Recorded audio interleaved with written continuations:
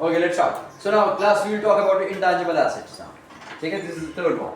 So intangible assets कौन कौन से हैं? You have some idea about it. हम इसका IS देखेंगे क्या है. We will talk about first of all we talk about the nature of internally generated intangible assets जो आप लोग खुद business operations के साथ साथ generate हो रहा है.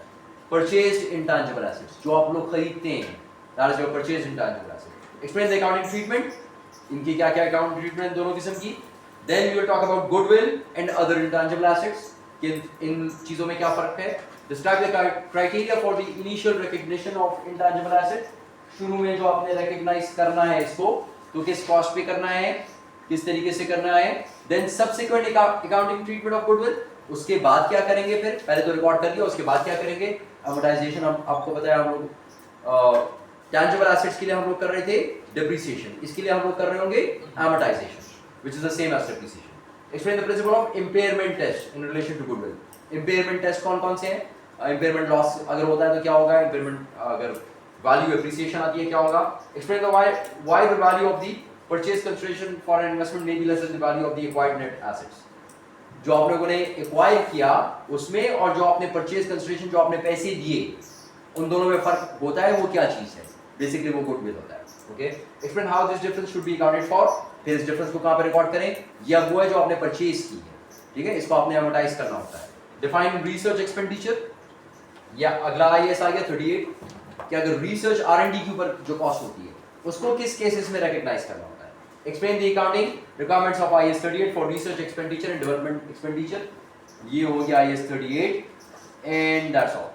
ठीक है, so we will be talking about intangible assets in this chapter. सही है, स्टार्ट करें class. Okay, let's start. Important thing is goodwill, which is in IFRS 3. Define करें positive negative उसकी क्या करें. IAS 38 जो intangible assets के ऊपर है वो क्या क्या कहता है? Definition, recognition, amortization. ठीक है, जिस तरह हम लोगों ने tangible assets के लिए किया था, same is the way for intangible assets. Then R&D उसको define करें, उसकी accounting treatment, उसकी amortization. ये बेसिकली हमारा काम है इस चैप्टर का. So we will be covering IAS 38 in this chapter. Intangible asset क्या है? Now according to IAS 38 para 8 intangible asset is an identifiable, जिसको आप आइडेंटिफाई कर सकते हैं.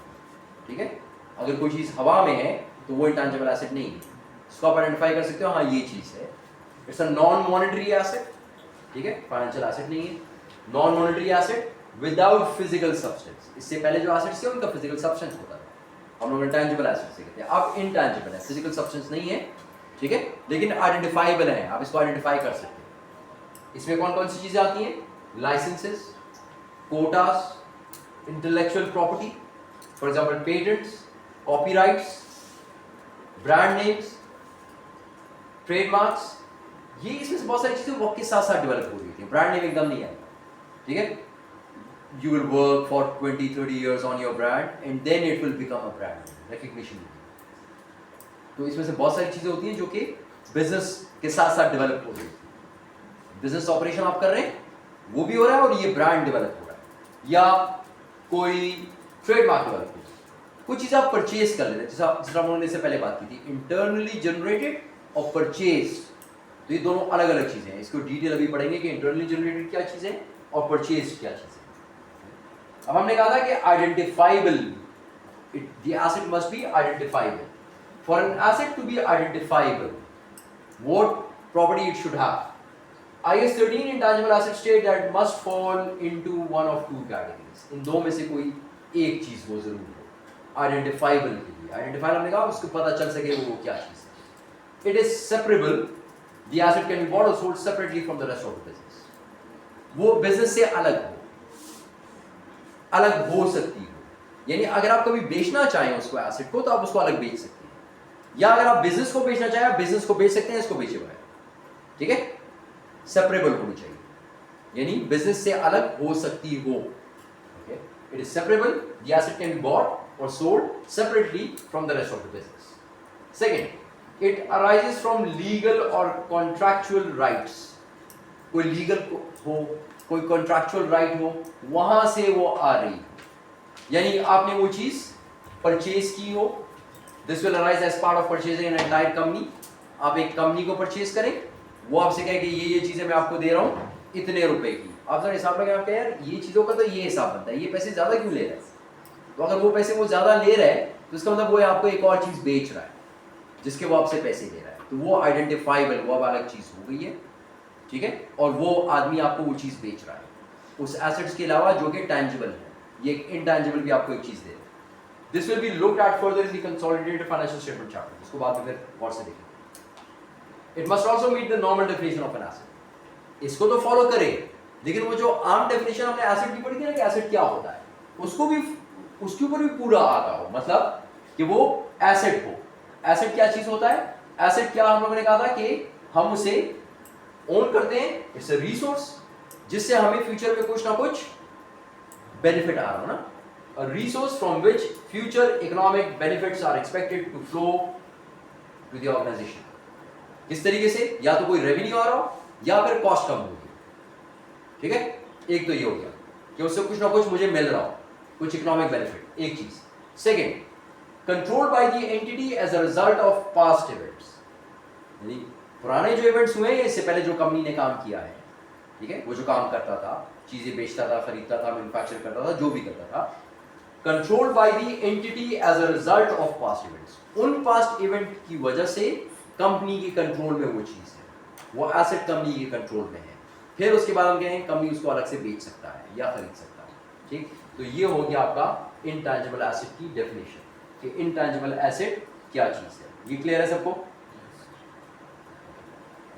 अब इसको रिकॉग्नाइज किस चीज पे करें, मतलब इसको किस तरह रिकॉग्नाइज करें, ठीक है, कितना होना चाहिए, फिर अकाउंटिंग ट्रीटमेंट भी इसकी देखते हैं। To be recognized in the financial statements, an intangible asset must meet the definition of an intangible asset.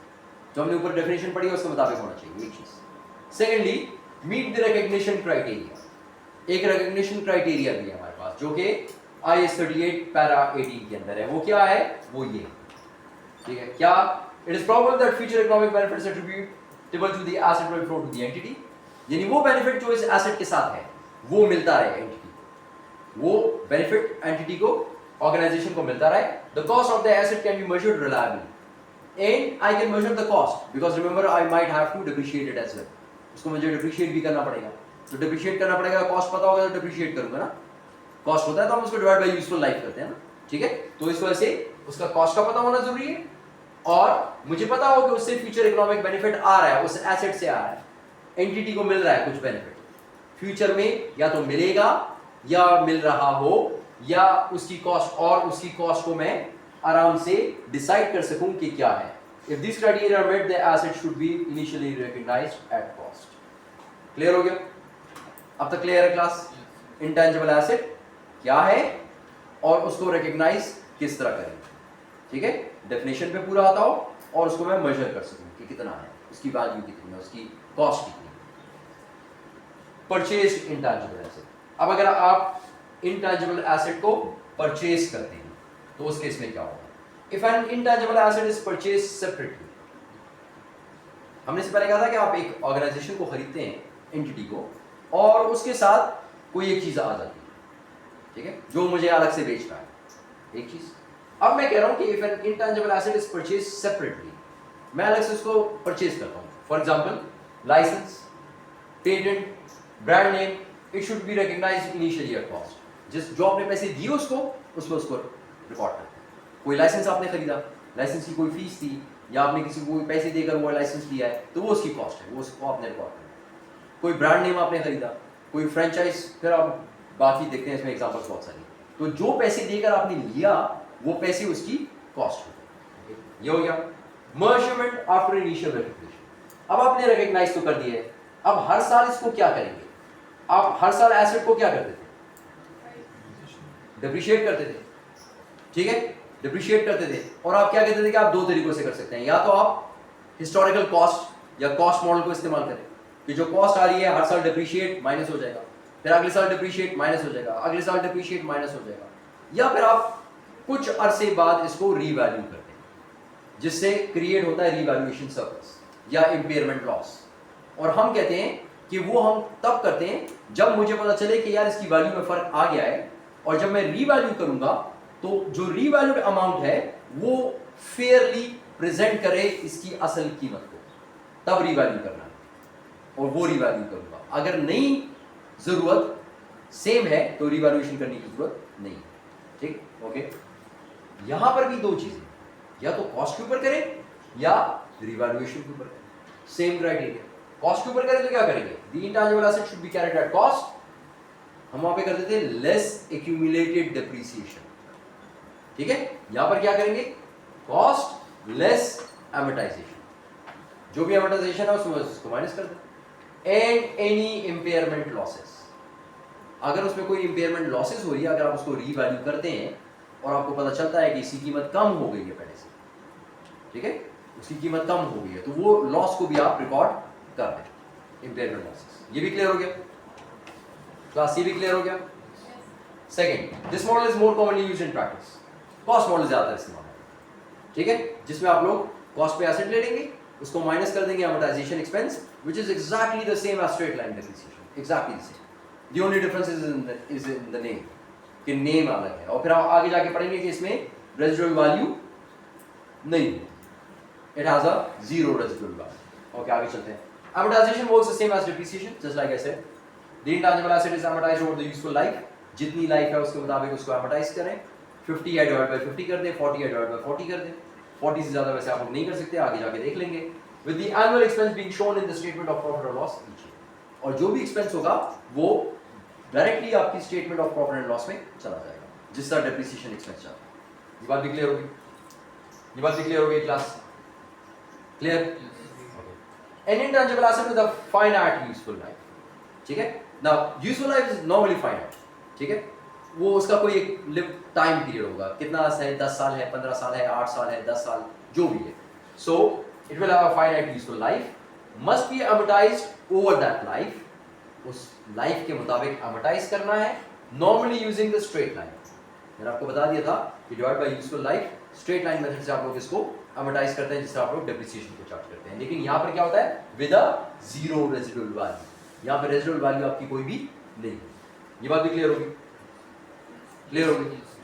अब अगर वो कहता है कि कोई इंटैंजिबल एसेट है और उसकी इनडेफिनिट यूजफुल लाइफ, तो फिर आप क्या करें, if there is an intangible asset and the useful life is indefinite, तो फिर it should not be amortized, उसकी amortization नहीं होगी।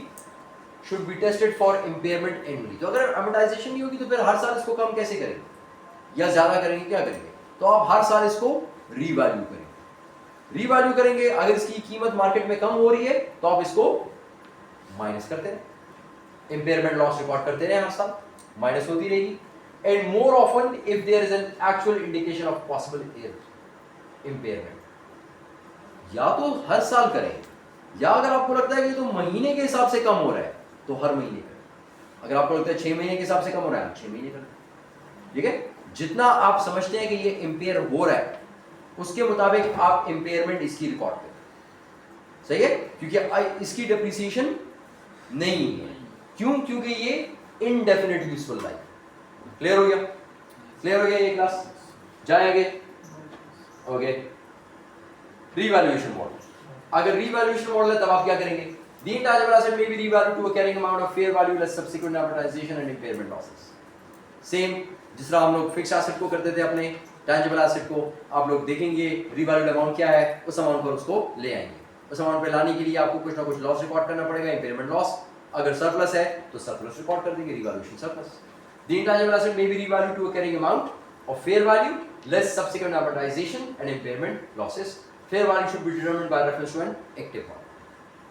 अब फेयर मार्केट वैल्यू इनटैंजिबल की कहां से पता चलेगी? इनटैंजिबल एसेट्स की फेयर मार्केट वैल्यू के लिए आपको जाना पड़ेगा एक एक्टिव मार्केट में। अब एक्टिव मार्केट क्या चीज होती है? एक्टिव मार्केट वो चीज होती है जहां पे उस किस्म की चीजें बिकती हो, उस किस्म की चीजें बिकती हो। And active market is a market in which transactions for the asset take place with sufficient frequency. ये नहीं कि बस साल में एक दफा बिकती है, सफिशिएंट फ्रीक्वेंसी, वक्त वक्त से वो चीजें उधर बिकती हो, and sufficient frequency and volume, चीजें भी बिके, ये नहीं कि एक चीज बिकती हो। तो आप कहें ये इसकी मार्केट है, ठीक है, जहां पे कि जल्दी जल्दी चीजें बिकती हो और वॉल्यूम में चीजें बिकती हो, and volume to provide pricing information on an ongoing basis, ताकि आपको हर वक्त पता चलता रहे कि यार इसकी वैल्यू कितनी हो गई है, अब कितनी हो गई है, अब कितनी हो गई है। आपको बार बार इसका पता चलता रहे कि इसकी वैल्यू कितनी हो गई है, इसके लिए आपको जाना पड़ता है एक्टिव मार्केट में। क्लियर हो गया? क्लियर हो गया क्लास एक्टिव मार्केट का कॉन्सेप्ट? एक्टिव मार्केट को ये फर्दर एक्सप्लेन करता है। ये कहता है कि IAS 38 states that active market fund as well assets are rare। लेकिन ऐसी कौन सी मार्केट है जहाँ पे गुडविल्स बिकती है? ऐसी कौन सी मार्केट है जहाँ पे ट्रेड नेम्स बिकते हैं? ऐसी कोई मार्केट तो हमें नजर ही नहीं आती, या बहुत कम कहीं पर होती होगी, ठीक है, शायद कहीं पर बिकती हो ऐसी चीजें। मतलब कौन अपना ब्रांड नेम्स बेचता है? कभी आपने देखा कोका-कोला ने अपना नाम बेच दिया? नहीं होता ना, ठीक है। तो इस तरह की चीजें बहुत कम होती हैं, बहुत रेयर होती है। तो वो कह रहा है कि active markets for intangible assets are rare and specifically prohibits the revaluation of patents, brand names, trademarks and publishing rights। तो फिर IAS 38 कहता है कि चूंकि ये रेयर है, तो फिर वो कहता है कि इसकी रिवैल्यूएशन ना किया, प्रोहिबिट करता है, ठीक। तो फिर क्या करें एक्टिव मार्केट के लिए? As a guide indicators on active market would include, ये दो चीजें वो कहता है और बीच में ऐड करें।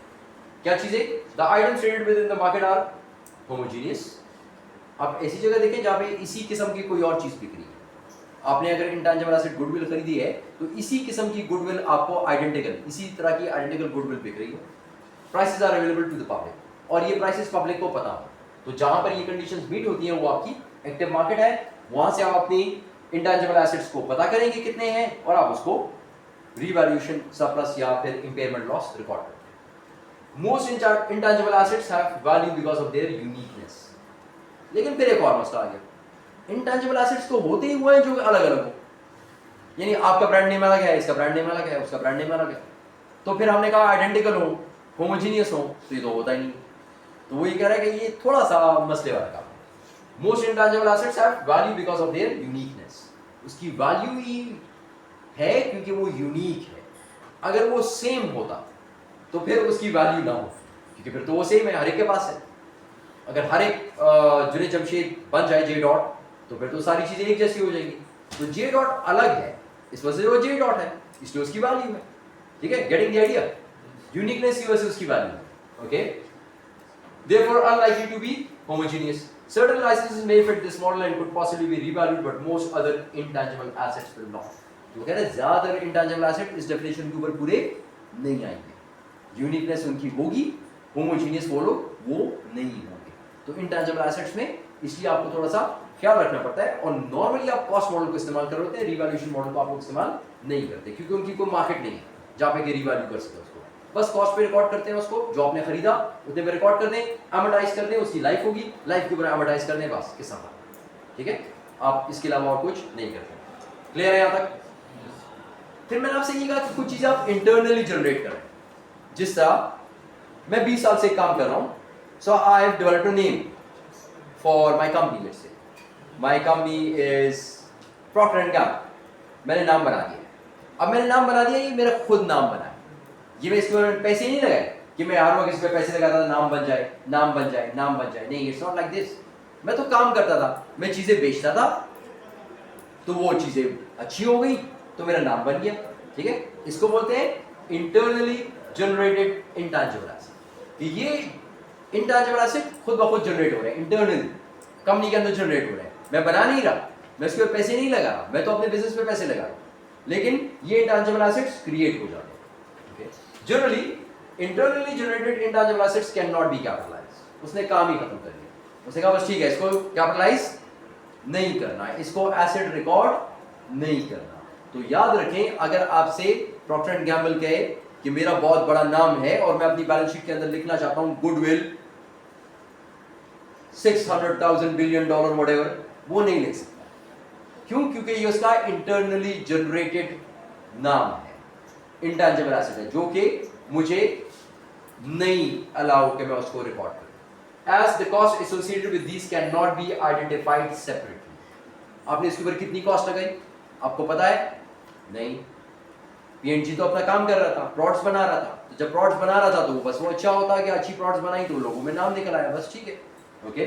From the cost associated with running the business, वो तो रनिंग द बिजनेस के लिए कॉस्ट कर रहा था, वो अपने नाम बनाने के लिए कॉस्ट नहीं कर रहा था। तो इसलिए मैं उस कॉस्ट को अलग नहीं कर सकता रनिंग द बिजनेस की cost, so that's why I can not capitalise. Clear हो गया? क्लियर हो गया? ये चीजें कभी भी आपने रिकग्नाइज नहीं करनी अगर इंटरनली जनरेटेड हो। कौन कौन सी चीजें? गुडविल, ठीक, brands, masters, publishing titles, customer list. आप ये नहीं कह सकते कि यार ये मैंने बनाई है, इसके ऊपर मेरे इतना पैसा लगा है, मुझे इसको रिकॉर्ड करने दो एज एन एसेट। नहीं कर सकते, ये इंटरनली जनरेटेड है। लेकिन अगर आप किसी से खरीदें पब्लिशिंग टाइटल, जिस तरह आप में से कोई काम कर रहा है एक कंपनी में, और वो कंपनी है उसकी, और उसने वो काम किया और वो कंपनी उसको जनरेट करके बहुत बड़ा नाम बना लिया, और मैं उससे कहूँ यार ये नाम मुझे दे दो, प्रॉक्टर एंड गैम्बल मैं खरीदता हूँ, तो वो मुझे जब प्रॉक्टर एंड गैम्बल बेचेगा तो मुझे कहेगा यार इस नाम के खाली इतने पैसे दूंगा आपसे। तो अब मैंने उसको पैसे दिए, क्या रिकॉग्नाइज हो गया कि इतने पैसे दिए? अब इसको लिख दे एज एन एसेट, एमोटाइज कर।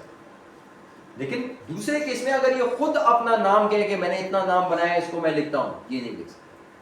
Getting the idea? ठीक है? Same goes for brands, goodwill, masters, publishing title, customer list. सब क्लियर है? कोई चीज नहीं समझ आ रही है मुझसे पूछ सकते हैं। मास्टर्स क्या होता है? मास्टर्स क्या होता है? मास्ट क्या होता है?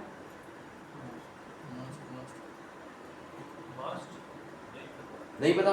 शिप्स देखिए, शिप्स के ऊपर एक बड़ा सा एक पिलर लगा होता है, उसके ऊपर वो सेल होता है, उसका सेलिंग शिप्स होती है, ठीक है? उसको बोलते थे मास्ट, वो मास्ट होता है, ठीक है? मास्ट होता है तो मास्ट हेड जो कि टाइटल कहीं पे नजर आ रहा हो, जिस तरह, नहीं ये तो मैगजीन ही है, कोई मैगजीन हो उसके ऊपर बिल्कुल एक टाइटल उसका नजर आता है, वो एक खास किस्म का फॉन्ट होगा, एक खास किस्म की राइटिंग होगी, उसका एक नाम होगा, वो उसका मास्ट हेड है। ट्रेडमार्क नहीं, trademark is something else. Trademark तो आपका मार्क है जो आपने जनरेट किया हुआ, ठीक है? ये आपका, ये उस किस्म की चीजों में नहीं आएगा, ये आएगा लेट्स से किसी मैगजीन के ऊपर आ जाएगा, ठीक है? किसी चीज पे आ जाएगा जो उसका ऊपर टाइटल, ऊपर सबसे सामने जो आपको नजर आता है, ये वो चीज है मास्टर। पब्लिशिंग टाइटल ये भी मैगजीन्स का होता है। कस्टमर लिस्ट, आपके जो कस्टमर्स हैं उसकी जो लिस्ट है वो कितनी इंपॉर्टेंट है, जरा सोचिए। अगर कोई आपसे आपकी कंपनी खरीद रहा है तो उसके पास पता चल जाएगा ना कौन कौन कस्टमर्स हैं, तो आप कहेंगे यार ये तो मेरे कस्टमर्स इतने ज़्यादा हैं और ये तो किसी के कस्टमर्स इतने नहीं है, तो ये तो मेरा बहुत बड़ा एसेट है, तो आप उससे वो पैसे ले सकते हैं। लेकिन अगर खुद आपने एक कस्टमर डेटाबेस जनरेट किया हो तो वो आप किसी को अगर बेचना चाहें तो बेच सकते हैं, लेकिन खुद नहीं ले सकते, ठीक है? आजकल तो बहुत कस्टमर लिस्ट बहुत ज़्यादा बिकती है, यस सर। ठीक है? वो जो इन्फॉर्मेशन लीक होती है वो कस्टमर लिस्ट। अभी तो 10 मिनट रहते हैं यार, Still have 10 minutes. बस ये ब्रांड्स को खत्म करते हैं, ये छोटी छोटी चीजें हैं, और उसके बाद एक इलस्ट्रेशन है, ये करते हैं।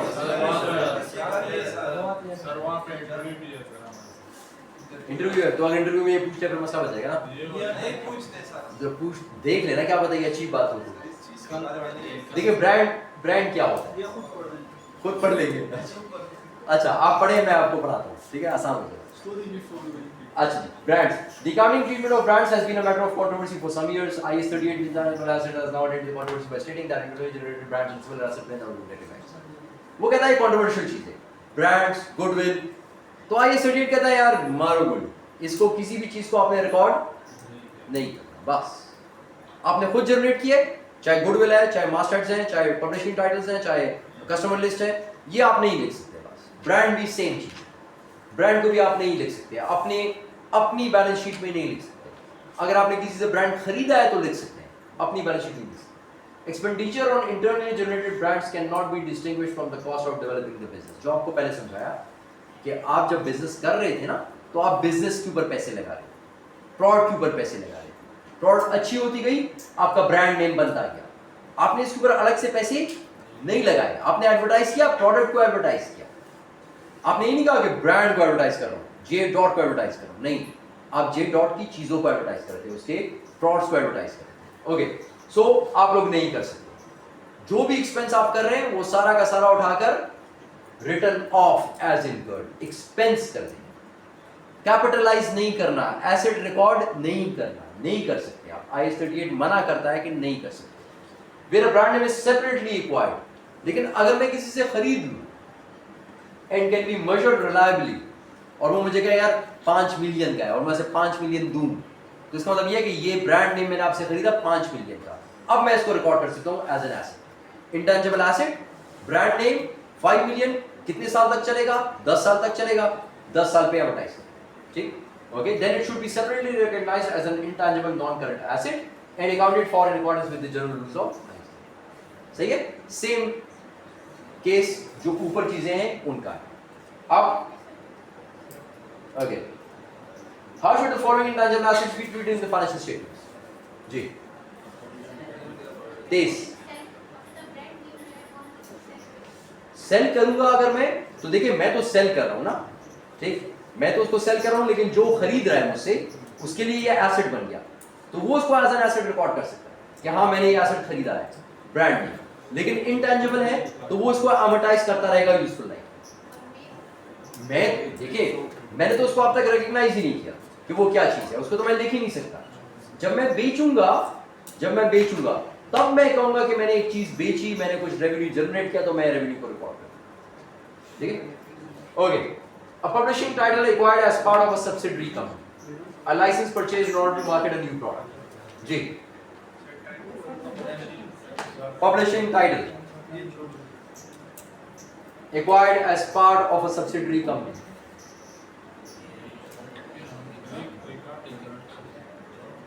जी, license purchased in order to market a new product.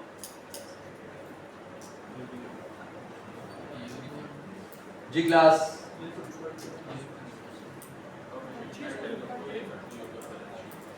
Publishing title को क्या कर रहा है? अ पब्लिशिंग टाइटल एक्वायर्ड, ठीक है, ये क्या कर रहा है? लाइसेंस परचेज्ड, लाइसेंस आपने पैसे देके परचेज किया, ठीक। सब्सिडरी, आप एक सब्सिडरी कंपनी है और आपको एक पब्लिशिंग टाइटल जो आपको मिल गया, ठीक। So the answer depends on whether the asset can be valued reliably.